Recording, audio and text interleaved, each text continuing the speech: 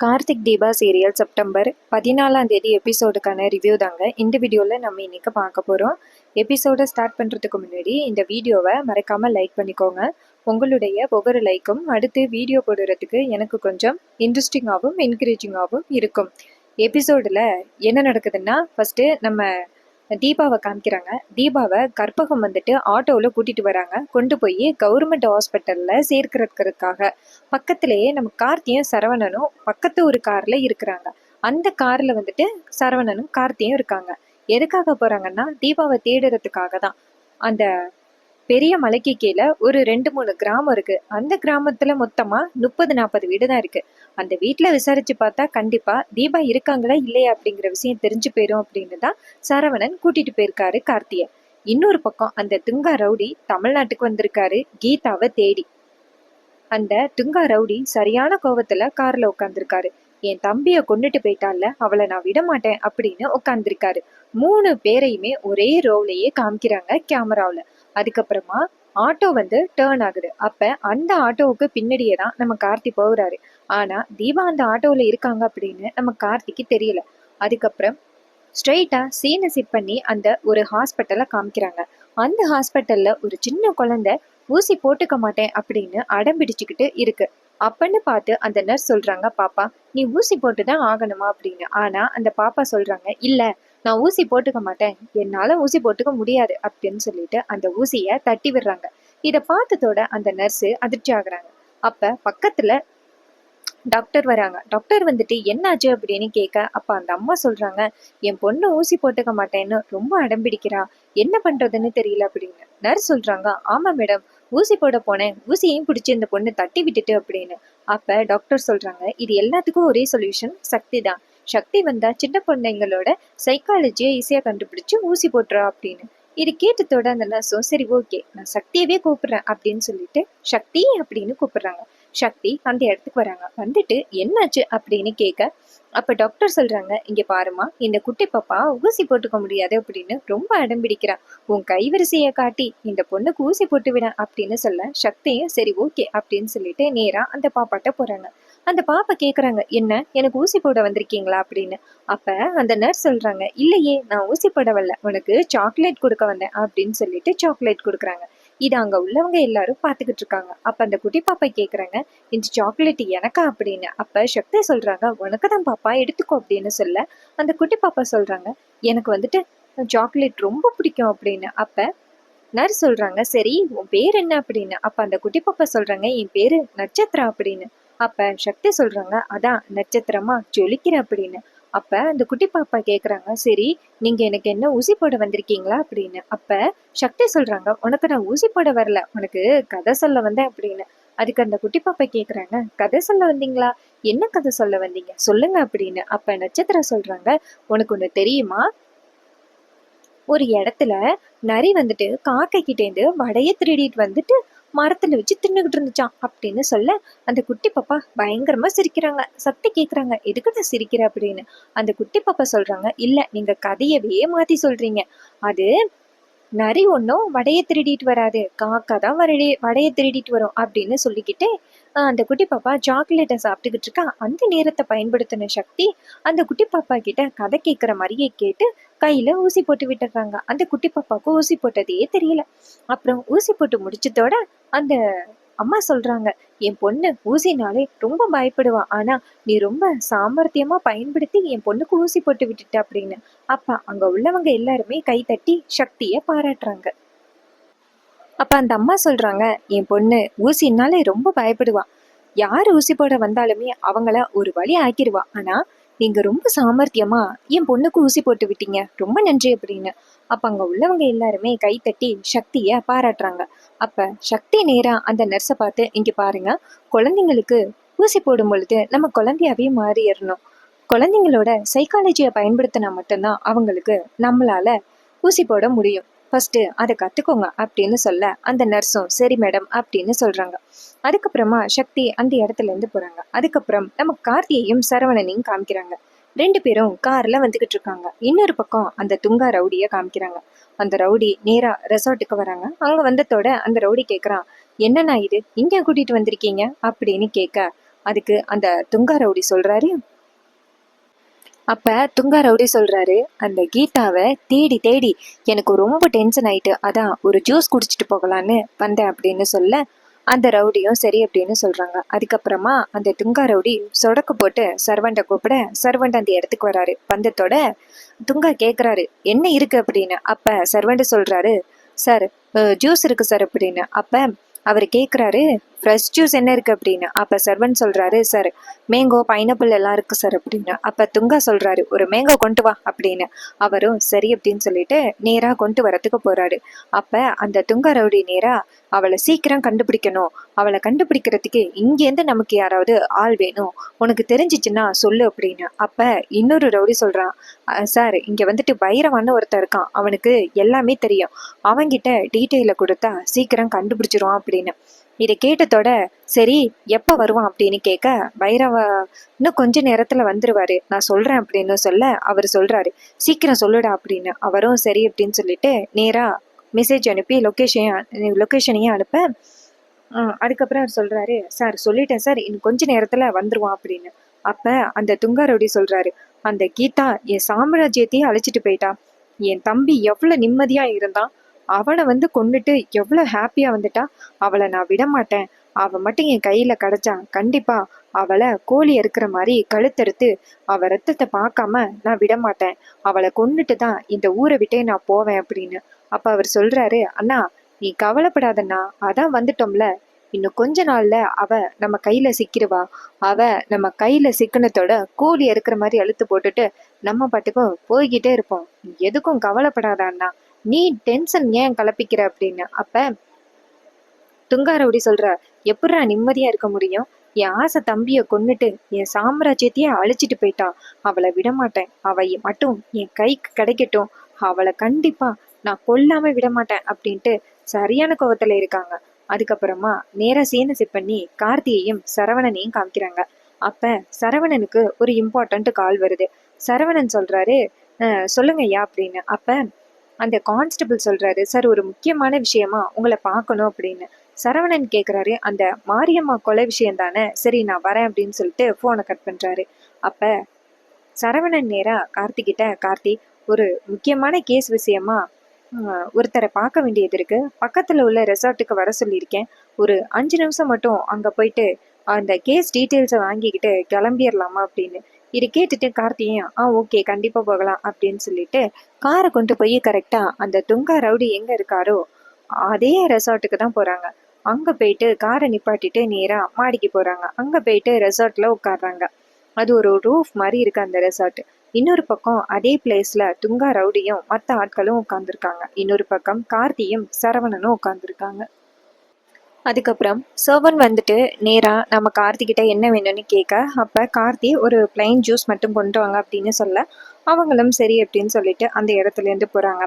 அதுக்கப்புறமா அந்த பைரவா வராரு. வந்ததோட நேரா அந்த துங்கா வந்துட்டு சந்தேகமா பார்க்க, அப்ப அந்த ரவுடி சொல்றாரு, ஆளுதான் பார்க்க ஒரு மாதிரி இருப்பான், ஆனா வேலையெல்லாம் பெர்ஃபெக்டா முடிச்சிருவான் அப்படின்னு. இதை கேட்டுட்டு துங்காவும் சரி உட்காருங்க அப்படின்னு சொல்லிட்டு பைரவ சொல்றாரு, இங்க பாருங்க சார், என் வேலையெல்லாம் கன கச்சிதமா இருக்கும், நீங்க என்ன மேட்ருன்னு மட்டும் சொல்லுங்க அப்படின்னு. அப்ப துங்கா சொல்றாரு, இங்க பாரு இந்த போட்டோவை, இந்த போட்டோவில் உள்ளவ எனக்கு வேணும், அவளை நான் கொல்லணும் அப்படின்னு. அவரும் சரி அப்படின்னு சொல்லிட்டு அந்த போட்டோ வாங்கி பார்க்க நிறைய போட்டோஸ் இருக்கு. அப்ப துங்கா சொல்றாரு, உனக்கு தெரிஞ்சவங்க எல்லாருக்கிட்டையும் இந்த போட்டோவை கூட வாட்ஸ்அப்ல கூட நான் போட்டோ அனுப்பிடுறேன், இவ எங்க இருக்கான்னு எனக்கு தெரிஞ்சே ஆகணும், இவளை கொன்னே ஆகணும் அப்படின்னு. இதை கேட்டுட்டு அந்த பைரவ சொல்றாரு, என்கிட்ட பொறுப்பை ஒப்படைச்சிட்டீங்கல்ல, இன்னும் 2 நாளையில இவ எங்க இருக்கான்னு கண்டுபிடிச்சி உங்க கையில நான் ஒப்படைக்கிறேன் அப்படின்னு சொல்றாங்க. இதை கேட்டுட்டு துங்காவும் சரி அப்படின்னு சொல்ல, அப்ப அந்த பைரவ சொல்றாரு, நீங்க கவலைப்படாதீங்க, நான் கண்டுபிடிச்சு கொடுக்குறேன் அப்படின்னு சொல்றாங்க. அதே நேரத்துல சர்வன் கொண்டாந்து ஜூஸ் கொண்டாந்து வைக்கிறாங்க. அப்ப அந்த ஜூஸ் கீழே கொட்டிடுது, அதுவும் துங்கா மேல கொட்டிடுது. அப்ப கடுப்பாகி அவரு வேலைக்கார நாயே அப்படின்னு சொல்லிட்டு அடிக்க கை ஓங்குறாங்க. இதை நம்ம கார்த்தி பாத்துறாரு. பார்த்ததோட டக்குன்னு ஒரு நிமிஷம் நிறுத்துங்க அப்படின்னு சொல்ல, அப்ப அவரு ஏய் யாரியா நீ, என்ன சீன் போடுறியா அப்படின்னு கேட்க, அப்ப கார்த்தி கேக்குறாரு அப்படி அவரு என்ன தப்பு பண்ணாரு அப்படின்னு. அப்ப துங்கா சொல்றாரு, என் மேல அவன் ஜூஸை கொட்டிட்டான் அப்படின்னு. அப்ப கார்த்தி சொல்றாரு, அவர் ஒன்றும் வேணுக்கும்னே கொட்டலையே, தெரியாம தானே கொட்டினாரு அப்படின்னு. அப்ப பக்கத்துல உள்ள ரவுடி சொல்றான், ஏய் எங்க அண்ணன் யாருன்னு தெரியுமா அப்படின்னு. அப்ப கார்த்தி சொல்றாரு, ஒரு சர்வெண்ட அடிக்க போறாரு, அதுலேருந்தே தெரியுது உங்க அண்ணன் யாருன்னு அப்படின்னு. அப்ப துங்கா நேரா, ஏய் மரியாதையா பொத்திக்கிட்டு போயிரு அப்படின்னு சொல்ல, அப்ப கார்த்தி சொல்றாரு, தேவையில்லாம பேசாத அப்படின்னு சொல்ல, அந்த நேரம் பார்த்து அந்த இடத்துக்கு நம்ம சரவணன் வராரு. சரவணன் வந்துட்டு இங்க என்ன நடக்குது அப்படின்னு கேட்க, அப்ப கார்த்தி சொல்றாரு, இந்த சர்வன்ட் ஏதோ தெரியாதனமா ஜூஸை கொட்டிட்டாரு, அதுக்கு போய் இவர் அடிக்க வராரு அப்படின்னு. அப்ப சரவணன் சொல்றாரு, இங்க பாருங்க, ஒழுங்கா இதோட இந்த பிரச்சனைய விடுங்க அப்படின்னு. அப்ப அவர் கேக்குறாரு, நீ என்ன அவனுக்கு எடுப்பா அப்படின்னு. அப்ப சரவணன் சொல்றாரு, ஹலோ நான் வந்து போலீஸ், பப்ளிக் நியூசன்ஸ் கேஸ்ல அப்புறம் உங்களை அரெஸ்ட் பண்ற மாதிரி இருக்கும் அப்படின்னு. இதை கேட்டதோட அவரு அமைதியாகிடுறாரு, அமைதியாகி உட்கார்றாரு. அப்ப சரவணன் சொல்றாரு, இந்த பிரச்சனைய இதோட விட்டுருங்க அப்படின்னு சொல்லிட்டு நேரா அந்த சர்வன்ட் கிட்ட இவருக்கு வேற ஜூஸை எடுத்து கொண்டாந்து கொடுங்க அப்படின்னு சொல்ல, சர்வெண்ட்டும் சரி அப்படின்னு சொல்லிட்டு அந்த இடத்துல இருந்து போறாரு வேற ஜூஸ் எடுத்துட்டு வர. அதுக்கப்புறமா சரவணன் நேரா போய் உட்கார்றாரு. இன்னொரு பக்கம் அந்த ரவுடி கேக்குறான், என்னன்னா அமைதியாகிட்டீங்க, போலீஸுக்கா நீங்க பயந்தீங்க அப்படின்னு. அப்ப துங்கா சொல்றாரு, நம்ம வந்த காரணம் எதுக்கு, அந்த கீதாவை கண்டுபிடிச்சு கொலை பண்ணணும் அப்படின்னு. இதுல எதுக்கு இந்த தேவையில்லாத வேலை, அதான் அமைதியா இருக்கேன் அப்படின்னு. அப்ப அந்த துங்கா நேரா கார்த்திய பார்த்து முறைக்கிறாங்க. அதே நேரத்துல அந்த போட்டோவை வந்து அவரு பாக்கெட்ல வச்சுக்கிறாரு. இன்னொரு பக்கம் அந்த துங்கா ரவுடிக்கு சர்வன் கொண்டாந்து ஜூஸ் கொடுக்க, அந்த சர்வெண்ட்டுக்கு காசை தூக்கி அந்த தட்டுல போடுறாரு அந்த துங்கா. அப்ப அந்த சர்வெண்ட்டும் சரி அப்படின்னு சொல்லிட்டு காசை வாங்கிட்டு போறாரு. அதுக்கப்புறமா எல்லாரும் கிளம்பி வெளியில போறாங்க. அப்ப துங்காவோட பாக்கெட்ல இருக்க அந்த போட்டோ வந்து கீழே விழுந்துருது. அப்ப நம்ம கார்த்தி பார்த்துடுறாரு. ஆனா அது தீபாவோட போட்டோ அப்படிங்கிறத கார்த்தி நோட் பண்ணல. அப்ப கார்த்தி டக்குன்னு ஹலோ அப்படின்னு சொல்ல, அவர் திரும்பி பார்த்து, என்ன மறுபடியும் என்கிட்ட பிரச்சனை பண்ண போறியா அப்படின்னு. கார்த்தி சொல்றாரு, இல்ல இல்ல, நான் அதுக்காக ஒன்றும் கூப்பிடல, உங்க பாக்கெட்ல இருந்து ஏதோ கீழே விழுந்துருச்சு பேப்பர் பாருங்க அப்படின்னு சொல்ல, அந்த துங்கா போட்டோவை பாக்குறாரு. பார்த்துட்டு, ஏய் எடுத்துட்டு வாடா அப்படின்னு சொல்ல, அவர் எடுத்து கொண்டு போய் அவர்கிட்ட கொடுக்குறாரு. அதுக்கப்புறமா அந்த துங்கா நேரா கார்த்தியை பார்த்துக்கிட்டே அந்த இடத்துல இருந்து போறாரு. அப்ப சரவணன் நேரா கார்த்திகிட்ட, இவங்கள பார்த்தா நல்லவனுங்க மாதிரியே தெரியல அப்படின்னு. கார்த்தி சொல்றாரு, எனக்கும் அப்படிதான் இருக்கு அப்படின்னு. அதே நேரத்துல கான்ஸ்டபிள் வராரு. கான்ஸ்டபிள் வந்ததோட ஏதோ முக்கியமான கேஸை பத்தி சரவணனும் கான்ஸ்டபிளும் பேசிக்கிட்டு இருக்காங்க. ரெண்டு பேருமே பேசி முடிக்கிறாங்க. அதே நேரத்துல நம்ம தீபாவையும் அந்த கற்பகத்தையும் காமிக்கிறாங்க. கற்பகம் தீபாவை நேரா ஹாஸ்பிட்டல் கூட்டிட்டு போறாங்க. அங்க போயிட்டு நேரா தீபாவை ஆட்டோல உட்கார வச்சுட்டு அந்த கற்பகம் காரை விட்டு ஆட்டோவை விட்டு இறங்கி நேரா போயிட்டு நர்ஸ் கிட்ட, இங்க பாருமா, ஆட்டோவில் ஒரு பொண்ணு முடியாம உட்காந்துருக்கா, அவளை ஹாஸ்பிட்டலுக்குள்ள தூக்கிட்டு வரணும் அப்படின்னு சொல்ல, அந்த நர்ஸ் வந்துட்டு நேரா அந்த பொண்ணை பார்த்துட்டு, என்ன இவ்வளோ அடிபட்டிருக்கு அப்படின்னு கேட்க, கற்பகம் சொல்றாங்க, இந்த பொண்ணு மலையிலேருந்து கீழே விழுந்துருச்சு, நான் தான் 2 நாளா இந்த பொண்ணுக்கு மூலிகை வைத்தியம் பண்ணேன், இதுக்கு மேலேயும் இந்த வைத்தியம் பண்ணக்கூடாது அப்படின்ட்டு தான் இங்கே தூக்கிட்டு வந்தேன் அப்படின்னு. அப்ப அந்த நர்ஸ் சொல்றாங்க, இந்த பொண்ணுக்கு ரொம்ப அடிபட்டிருக்க மாதிரி தெரியுது, ஸோ அதனால இந்த பொண்ணை கைத்தாங்களாலாம் கூட்டிட்டு போக முடியாது, இந்த பொண்ணை வந்துட்டு ஸ்ட்ரெச்சர்ல வச்சு தான் தூக்கிட்டு போகணும் அப்படின்னு சொல்லிட்டு போயிட்டு ஸ்ட்ரெச்சரை எடுத்துட்டு வந்து தீபாவை கூட்டிட்டு வராங்க.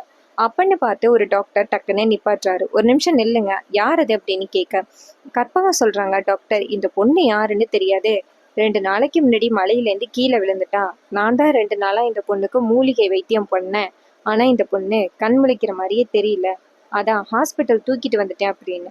டாக்டர் சொல்றாரு, இங்க பாருமா, இந்த பொண்ணு யாருன்னே தெரியல, அப்படி இருக்கையில இந்த பொண்ணை எப்படி ஹாஸ்பிட்டல்ல அட்மிட் பண்ண முடியும், ஏதாவது போலீஸ் கேஸ் ஆனா என்ன பண்றது அப்படின்னு. கற்பகம் சொல்றாங்க, டாக்டர் உங்களை நான் தெய்வமா நினைக்கிறேன், தயவு செஞ்சு இந்த பொண்ணை காப்பாத்துங்க டாக்டர் அப்படின்னு. அப்ப டாக்டர் சொல்றாங்க, இங்க பாருமா, இந்த பொண்ணு யாருன்னே தெரியாம எப்படி நாங்க ஹெல்ப் பண்றது அப்படின்னு. அப்ப அந்த கற்பகம் வந்துட்டு டாக்டர் கொடுத்த சீட்டை கொடுக்குறாங்க. அப்ப டாக்டர் அந்த சீட்டை பார்த்துட்டு, ஓ இது வந்து டாக்டர் கொடுத்த சீட்டா, சரி ஓகே இந்த பொண்ணை அட்மிட் பண்ணிக்கிறேன் அப்படின்னு சொல்ல, அப்ப கற்பகம் சொல்றாங்க, டாக்டர் இந்த பொண்ணு யார் எவருன்னு தெரியல, போலீஸ்ல எப்படியாவது சொல்லி இந்த பொண்ணோட ரிலேஷனை கண்டுபிடிச்சி இந்த பொண்ணை கொண்டு போய் விட்டுருங்க அப்படின்னு. இதை கேட்டதோட டாக்டரும் சரி நான் பாத்துக்கிறேன் அப்படின்னு சொல்ல, கற்பகம் சொல்றாங்க, சரி டாக்டர் நான் ஊருக்கு கிளம்புறேன், எனக்கும் பொழப்பு கிடக்கல, என் பொழப்ப பார்க்கணும்ல அப்படின்னு. இதை கேட்டுட்டு டாக்டரும் சரி சரி அப்படின்னு சொல்ல, கற்பகம் அந்த இடத்துல இருந்து வீட்டுக்கு கிளம்புறாங்க. அதுக்கப்புறமா டாக்டர் வந்துட்டு நேரா தீபாவை ஒரு ரூம்ல அட்மிட் பண்ணி தீபாவுக்கு ட்ரீட்மெண்ட் பண்ண ஆரம்பிக்கிறாங்க. அதுக்கப்புறம் அதே நேரத்துல சீனசி பண்ணி நம்ம மீனாட்சியையும் மைதிலியையும் அதே ஹாஸ்பிட்டல்ல காமிக்கிறாங்க. 2 பேரும் ஒரு ஆட்டோல வந்து இறங்குறாங்க. அப்ப மைதிலி ஆட்டோவுக்கு காசு கொடுக்குறாங்க. மீனாட்சி அந்த ஹாஸ்பிட்டலை வெறிக்க வெறிக்க பாக்குறாங்க. அப்ப மைதிலி கேக்குறாங்க, என்ன மீனாட்சி இப்படி பாக்குற அப்படின்னு. அப்ப மீனாட்சி சொல்றாங்க, மைதிலி இங்க எதுக்காக வந்திருக்கோம் அப்படின்னு. அப்ப மைதிலி சொல்றாங்க, என்னோட ஃப்ரெண்டு ஒருத்தி இருந்தா, நான் மட்டும் போறதுக்கு ரொம்ப சங்கடமா இருக்குமே அப்படின்னு தான் நான் உன்னை கூட்டிட்டு வந்தேன் அப்படின்னு. அப்ப மைதிலி கேக்குறாங்க, ஏன் மீனாட்சி இது வரைக்கும் நீ இந்த கவர்மெண்ட் ஹாஸ்பிட்டல் பக்கம்லாம் வந்தது இல்லையா? இந்த கவர்மெண்ட் ஹாஸ்பிட்டல்லாம் நிறையவே சேஞ்ச் பண்ணிட்டாங்க, நல்லா தான் இருக்கும் அப்படின்னு. அப்ப மீனாட்சி சொல்றாங்க, அப்படியா மைதிலி அப்படின்னு சொல்லிட்டு நேரா போறாங்க. இன்னொரு பக்கம் அதே ஹாஸ்பிட்டல்ல தான் தீபாவை கொண்டாந்து அட்மிட் பண்ணியிருக்காங்க. மைதிலி மீனாட்சி 2 பேர்ல யாராவது தீபா அந்த ஹாஸ்பிட்டல்ல இருக்கிறத கண்டுபிடிப்பாங்களா, இல்ல 2 பேருமே கண்டுபிடிக்காம அந்த இடத்த விட்டு போயிருவாங்களா, இல்ல அதே ஹாஸ்பிட்டல்ல சக்தின்னு ஒருத்தவங்க இருக்காங்களே அவங்க வந்துட்டு நம்ம தீபாவுக்கு ஹெல்ப் பண்ண போறாங்களா? கண்டிப்பா தீபாவுக்கு வந்துட்டு பழைய நினைவுகள் மறக்கிறதுக்கு நிறையவே சான்சஸ் இருக்கு. ஞாபக மறதி ஆகி இருக்கிறதுக்கு வாய்ப்புகள் இருக்கு. ஸோ அந்த நேரத்துல சக்தி வந்துட்டு தீபாவோட மன நிலைமைய புரிஞ்சுக்கிட்டு தீபாவுக்கு ஹெல்ப் பண்ணி தீபாவை கார்த்தியோட குடும்பத்தோட சேர்க்கறதுக்கு நிறைய சான்சஸ் இருக்கு. இன்னொரு பக்கம் இந்த நேரத்துல துங்கா ரவுடி கண்டிப்பா வந்துட்டு கீதான்னு நினைச்சுக்கிட்டு இருக்க தீபாவை கடத்துறதுக்கும் நிறையவே வாய்ப்புகள் இருக்குங்க. அப்கமிங் எபிசோடில் இன்னுமே என்னெல்லாம் நடக்க போகுது அப்படின்னு வெயிட் பண்ணி பார்ப்போம். நேற்றுக்கு அப்லோட் பண்ண வீடியோஸ்லேருந்து ஒரு சில கமெண்ட்ஸை இப்போ நம்ம படிச்சிடலாமா? தீபாவை கார்த்திக் பார்க்கணும். கூடிய சீக்கிரம் தீபாவை நம்ம கார்த்திக் பார்த்துருவாரு. அந்த நேரத்தில் துங்கா ரவுடிக்கும் கார்த்திக்கும் ரொம்ப பெரிய சண்டை நடக்கிறதுக்கு வாய்ப்பு இருக்கு. ஏன்னா துங்கா ரவுடியை பார்த்தா நமக்கே கொஞ்சம் பயமா இருக்கு, ரொம்பவே டெரரா இருக்காரு. ஸோ கண்டிப்பாக கார்த்தியோட மாஸ் சீன்ஸை அப்கமிங் எபிசோட்ஸில் கண்டிப்பாக நம்ம எக்ஸ்பெக்ட் பண்ணலாம். அடுத்து தீபா கார்த்திக் கூட சேரணும், கண்டிப்பாக அப்கமிங் எபிசோட்ஸில் நடக்குங்க. மேபி தீபா வந்துட்டு பழைய விஷயங்களை மறக்கிறதுக்கு நிறைய சான்சஸ் இருக்கு. இந்த நேரத்தில் கார்த்தி தீபா கிட்ட தன் காதலை புரிய வைக்கிறதுக்கு முயற்சி பண்ணுவாரு. அப்ப அவருடைய காதலை தீபா கிட்ட வெளிப்படுத்துவாருன்னு நம்ம எதிர்பார்க்கலாம். அடுத்த கமெண்ட், கார்த்திக் தீபா ஜோடி அப்படின்னு சொல்லியிருக்காங்க. ஆமாங்க, கார்த்திக் தீபா ஜோடி ரொம்பவே சூப்பருங்க. அதனாலதான் இப்ப வரைக்குமே கார்த்திக் தீபா சீரியல் ரேட்டிங்ல நம்பர் 1ல இருக்கு. அடுத்து தீபா கார்த்திக் ஜோடியாக சீக்கிரம் இருவரும் ஒன்று சேர வேண்டும். அப்கமிங் எபிசோடில் கண்டிப்பாக நடக்குங்க. அண்ட் இது வரைக்கும் கமெண்ட் பண்ண உங்க எல்லாருக்குமே ரொம்ப தேங்க்ஸுங்க. உங்களுடைய ஒப்பீனியன்ஸை கமெண்டில் ஷேர் பண்ணுங்க. கண்டிப்பாக உங்களுடைய ஒப்பீனியன்ஸை நான் வீடியோவில் ஷேர் பண்ணுறேன். தேங்க்ஸ் ஃபார் வாட்சிங். அடுத்ததாக வரப்போகிற 1 minute வீடியோ எந்தவித வாய்ஸும் இல்லாமல் எந்தவித மியூசிக்கும் இல்லாமல் பிளாங்காக தான் இருக்கும். ஸோ வீடியோவை பார்க்குறேன்னா பார்த்து என்ஜாய் பண்ணிக்கோங்க. ஏன்னா இங்கே இருக்க போகிறது ஒரு பூனைக்குட்டி.